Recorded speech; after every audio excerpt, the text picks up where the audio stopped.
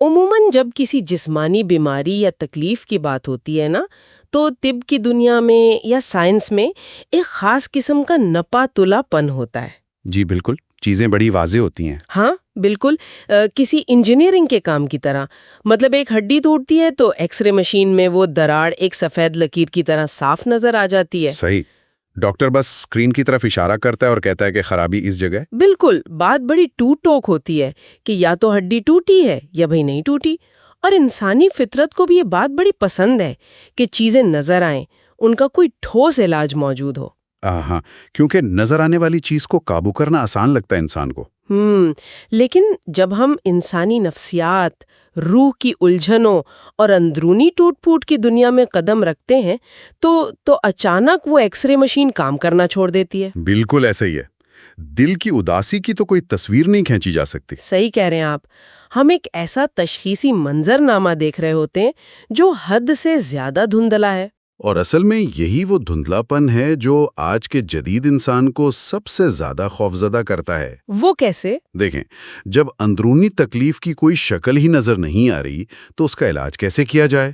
روحانی الجھنوں کی کوئی لیبارٹری رپورٹ تو ہوتی نہیں۔ کوئی بلڈ ٹیسٹ نہیں ہے اس کا؟ جی، جب انسان شدید اعصابی تھکن یا کسی جذباتی کھوکھلے پن کا شکار ہوتا ہے نا، تو وہ دراصل اندیکھے زخموں سے لڑا رہا ہوتا ہے۔ اور اسی اندیکھے زخم کے علاج کے لیے آج کی اس خاص نشست میں ہم ایک بے حد گہرے مطالعے کا آغاز کر رہے ہیں۔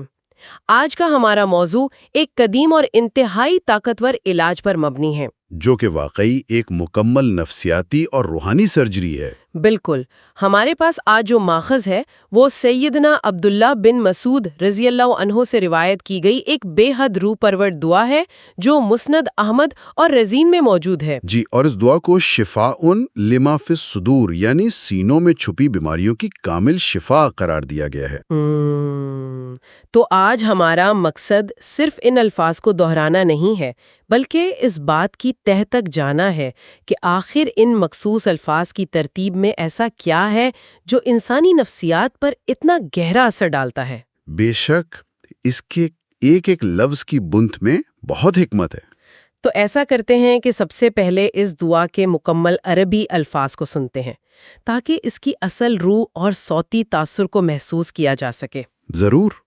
اللہم انی عبدکا وابن عبدکا وابن امتکا ناصیتی بیدکا ماضٍ فی حکمکا عدل فی قضاؤکا اسألکا بکل اسم ہو لکا سمیت بہ نفسکا او علمتہ احدا من خلقکا او انزلتہ فی کتابکا او استأثرت بہ فی علم الغیب عندکا ان تجعل القرآن ربیع قلبی ونور صدری وجلاء حزنی وذہاب ہمی وغمی آمین یا رب العالمین۔ ماشاءاللہ، ان الفاظ کی بنت اگر آپ دیکھیں نا تو یہ اپنے اندر انسانی نفسیات کو عصر نو ترتیب دینے کا ایک مکمل خاکہ رکھتی ہے۔ یہ محض مانگنے کا عمل نہیں ہے، یہ ایک بتدریج سفر ہے جو انسان کو ایک خاص ذہنی حالت سے نکال کر دوسری حالت میں داخل کرتا ہے۔ بالکل، اور اسی سفر کا جو پہلا مرحلہ ہے وہیں سے ہماری آج کی بحث کا آغاز ہوتا ہے۔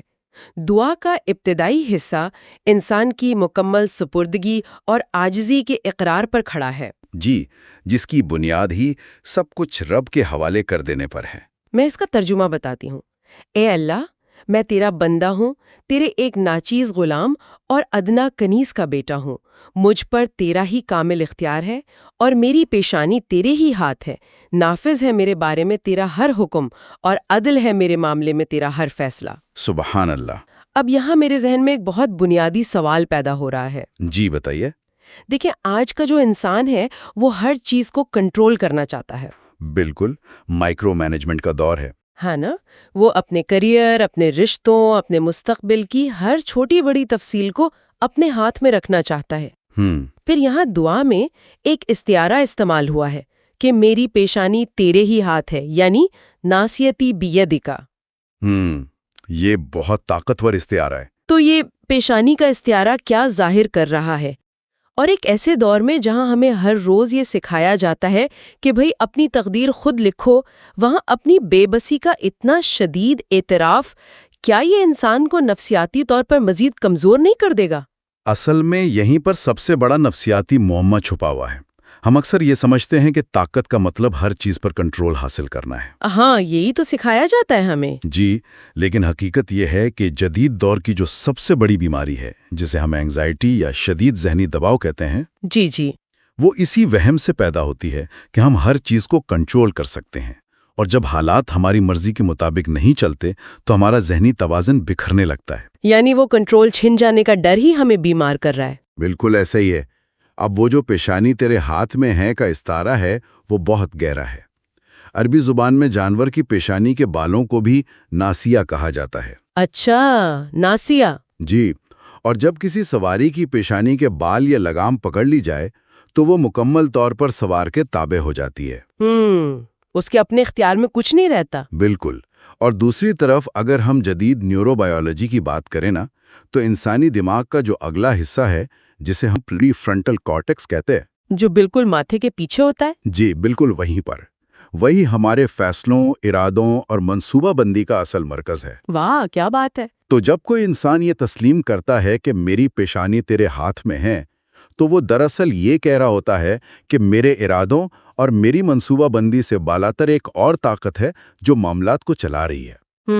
یہ اعتراف انسان کو کمزور نہیں کرتا، بلکہ اسے اس خوفناک بوجھ سے آزاد کر دیتا ہے کہ کائنات کا پہیہ اسے ہی گھمانا ہے۔ بہت خوبصورت بات کی آپ نے، لیکن ذرا رکیے۔ جی؟ اگر کوئی شخص شعوری طور پر یہ مان لے کہ اس کی پیشانی کسی اور کے ہاتھ میں ہے اور اس کے بارے میں ہر فیصلہ پہلے سے طے شدہ ہے، تو کیا یہ چیز انسان کو عملی زندگی میں سست یا کاہل نہیں بنا دے گی؟ یہ سوال اکثر اٹھایا جاتا ہے۔ کیونکہ ایک عام ذہن تو یہی سوچے گا نا کہ اگر میں کچھ کر ہی نہیں سکتا اور میرا ہر معاملہ اللہ کے ہاتھ میں ہے، تو پھر میں صبح اٹھ کر کام پر کیوں جاؤں؟ صحیح۔ اپنے مسائل کو حل کرنے کی کوشش ہی کیوں کروں؟ یہ تو ایک طرح کی پسپائی یعنی ہار مان لینے والی بات معلوم ہوتی ہے۔ یہ واقعی ایک بہت عام اور فطری الجھن ہے، لیکن یہاں سپردگی اور پسپائی کے درمیان ایک بہت باریک مگر واضح فرق ہے۔ وہ فرق کیا ہے؟ دیکھیے، یہ الفاظ انسان کو عمل کرنے سے نہیں روکتے، بلکہ عمل کے نتیجے کی فکر سے آزاد کرتے ہیں۔ نتیجے کی فکر سے آزادی؟ جی، نفسیات ہمیں بتاتی ہے کہ انسان محنت کرنے یا عمل کرنے سے نہیں تھکتا۔ تو پھر کس چیز سے تھکتا ہے؟ وہ اس خوف سے تھکتا ہے کہ اگر میری محنت کا وہ نتیجہ نہ نکلا جو میں چاہتا ہوں تو پھر کیا ہوگا۔ واو، بالکل درست۔ ہم سارا وقت اسی اندیشے میں گزار دیتے ہیں۔ تو جب دعا میں کہا جاتا ہے کہ نافذ ہے میرے بارے میں تیرا ہر حکم اور عدل ہے میرے معاملے میں تیرا ہر فیصلہ، تو یہ ایک بہت بڑی نفسیاتی شفٹنگ ہے۔ یعنی زاویہ نگاہ بدل رہا ہے۔ جی، انسان یہ کہہ رہا ہے کہ میرا کام صرف کوشش کرنا اور پتوار چلانا ہے، لیکن سمندر کی لہروں کا رخ طے کرنا وہ میرا کام نہیں ہے۔ صحیح، وہ اللہ کا کام ہے۔ بالکل۔ جب ہم یہ مان لیتے ہیں کہ خالق کا ہر فیصلہ عدل پر مبنی ہے تو ہم ماضی کے پچھتاووں سے نکل آتے ہیں۔ وہ جو ہم ہر وقت کہتے ہیں کہ کاش میں نے ایسا کیا ہوتا تو ویسا نہ ہوتا۔ بالکل اسی چیز سے، کیونکہ جو ہوا وہ ایک دانا ذات کے عدل اور حکمت کے تحت ہوا۔ اس عاجزی کا مقصد انسان کو مفلوج کرنا نہیں ہے، بلکہ اسے اس غیر ضروری جذباتی بوجھ سے ہلکا کرنا ہے جو اسے ٹھیک سے عمل بھی نہیں کرنے دیتا۔ یعنی عمل سے دستبرداری نہیں ہے، بلکہ عمل کے دوران جو ایک اعصابی تناؤ رہتا ہے اس سے دستبرداری ہے۔ 100% درست کہا آپ نے۔ زبردست۔ تو جب انا کا اور ہر چیز کو قابو میں رکھنے کا یہ بوجھ اتر جائے تو ظاہری بات ہے انسان کے اندر ایک خلا سا پیدا ہوتا ہے۔ جی بالکل، ایک خالی پن آ جاتا ہے۔ اس خالی پن کو کیسے بھرا جائے؟ میرا خیال ہے اس دعا کا اگلا حصہ دراصل اسی طرف اشارہ کرتا ہے۔ جی، جہاں گفتگو کا رخ خالق کی لامحدود صفات کی طرف مڑ جاتا ہے۔ میں ترجمہ پڑھتی ہوں۔ میں تجھ سے درخواست کرتا ہوں تیرے ہر اس اسم پاک کے واسطے سے جس سے تو نے اپنی ذات مقدس کو موسوم فرمایا، یا اپنی مخلوق میں سے کسی کو تلقین فرمایا، یا اپنی کسی کتاب میں نازل فرمایا، یا اسے اپنے مخصوص خزانہ غیب ہی میں محفوظ رکھا۔ سبحان اللہ۔ اب یہاں آ کر مجھے ایک عجیب سی حیرت طاری ہوتی ہے۔ وہ کیوں؟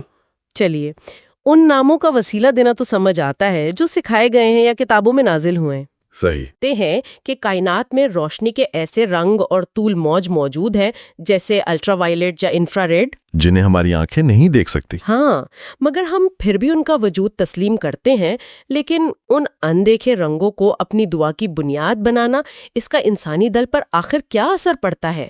میں سمجھتا ہوں کہ یہ اس پوری دعا کا شاید سب سے مسحور کن حصہ ہے۔ ہاں، اس کو سمجھنے کے لیے ہمیں انسانی پریشانی کے میکینزم کو تھوڑا سا دیکھنا ہوگا۔ جی بتائیے۔ انسان جب کسی مشکل میں ہوتا ہے نا، تو اس کا دماغ مسلسل مستقبل کی منظر کشی کرتا ہے۔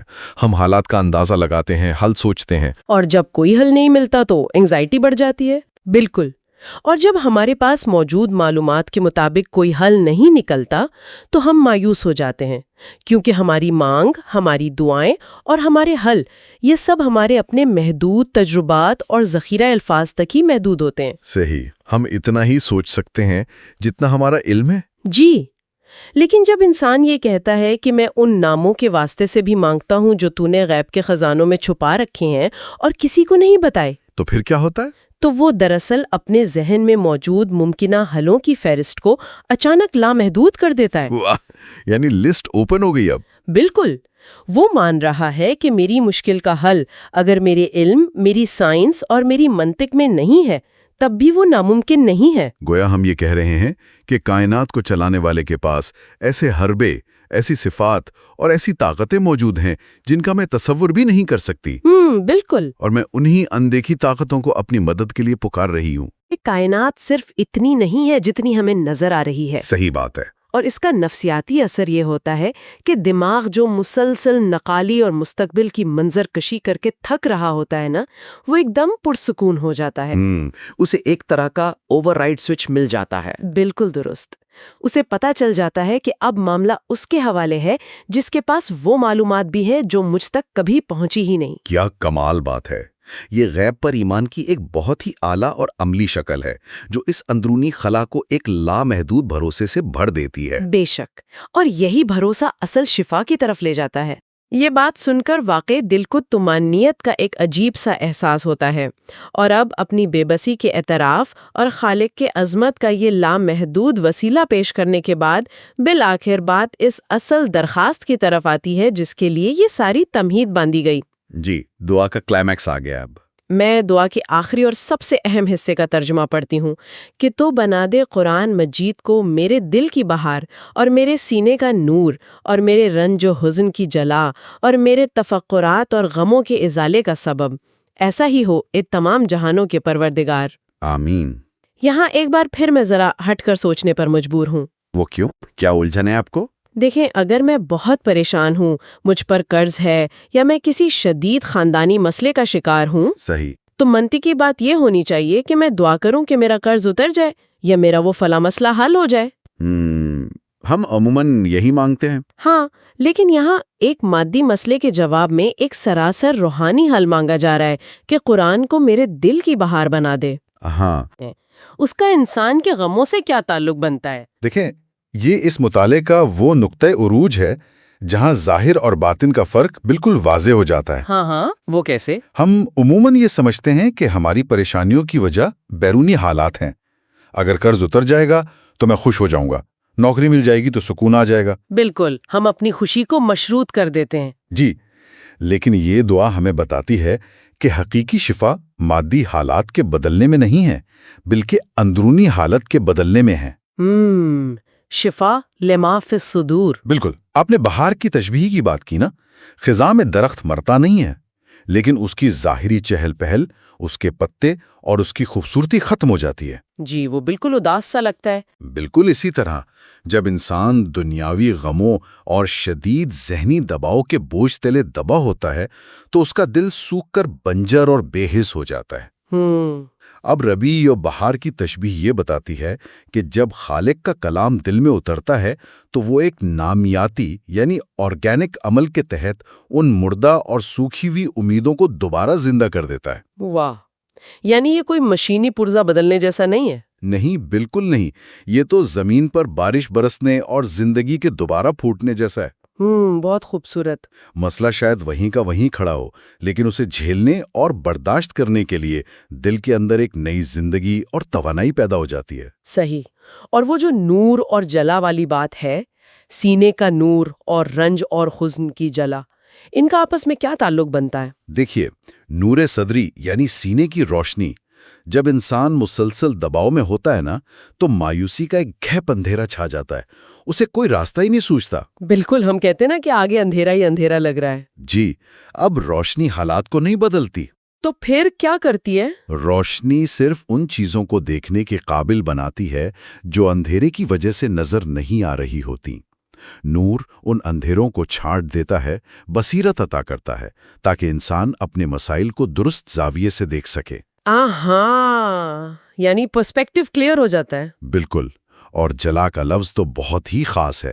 جلا کا مطلب ہے کسی چیز پر سے زنگ اتارنا یا اسے رگڑ کر چمکانا. اچھا، زنگ اتارنا. جی، دعا میں کہا گیا ہے کہ میرے حزن یعنی ماضی کے غم اور میرے ہم یعنی مستقبل کی فکر ان کو دور کر دے. مسلسل غم اور پریشانی میں رہنے سے دل پر مایوسی اور بے حسی کی ایک موٹی تہ جم جاتی ہے، بالکل لوہے پر لگے ہوئے زنگ کی طرح. اور یہ زنگ دل کی حساسیت کو ختم کر دیتا ہے. بالکل، یہ زنگ دل کی چمک کو کھا جاتا ہے. تو جب انسان دعا کرتا ہے کہ قرآن کو میرے غموں کی جلا بنا دے، تو وہ دراصل یہ کہہ رہا ہوتا ہے کہ خالق کا کلام اس زنگ کو کاٹ دے اور دل کو اس کی اصل شفاف اور چمکدار حالت میں واپس لے آئے. کیا شاندار اور گہری بات کی آپ نے. یعنی یہ الفاظ ہمیں یہ سبق دیتے ہیں کہ دنیاوی غم، تفکرات اور اداسیاں کوئی مستقل حالت نہیں ہیں. جی بالکل نہیں. یہ محض عارضی بیماریاں ہیں اور دل پر لگی زنگ کی تہیں ہیں، اور حقیقی علاج باہر کی دنیا کو بدلنے میں نہیں، بلکہ اپنے اندر کی دنیا کو اس نور اور بہار سے روشن کرنے میں ہے جو خالق کے کلام سے پھوٹتی ہے. بے شک، اور یہی اصل شفا ہے. اگر ہم اس پوری گفتگو کو سمیٹیں تو ہم نے دیکھا کہ کس طرح یہ چند سطروں پر مشتمل ایک دعا انسان کو زمین کی پستیوں اور اس کے وہموں سے اٹھا کر آسمان کی وسعتوں تک لے جاتی ہے. جی، ایک مکمل روحانی سفر ہے. سب سے پہلے اپنی محدود سوچ، کمزوری اور کنٹرول کی خواہش سے دستبرداری، پھر اس خالی جگہ کو بھرنے کے لیے رب کی لامحدود صفات اور اس کے غیب کے خزانوں پر مکمل یقین کا اظہار. سبحان اللہ. اور پھر آخر میں اپنے مسائل کے وقتی اور مادی حل مانگنے کے بجائے قرآن کے ذریعے دل کی بہار، سینے کا نور اور غموں کا پائیدار علاج مانگنا، یہ واقعی انسانی نفسیات کی تعمیر نو کا ایک مکمل شاہکار ہے. بلا شبہ. اور جب انسان اس ترتیب سے گزرتا ہے نا، تو ناممکن ہے کہ اس کے سینے کی الجھنیں کم نہ ہوں.